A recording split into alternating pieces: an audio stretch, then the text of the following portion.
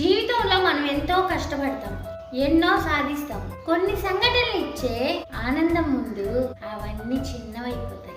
ఈ రోజు మా షాప్ దగ్గర కూడా అలాంటి అనుభవమే ఎదురైంది. కొంతమంది సబ్స్క్రైబర్లు మమ్మల్ని కలవడానికి వచ్చి మమ్మల్ని ఆప్యాయంగా పలకరించారు.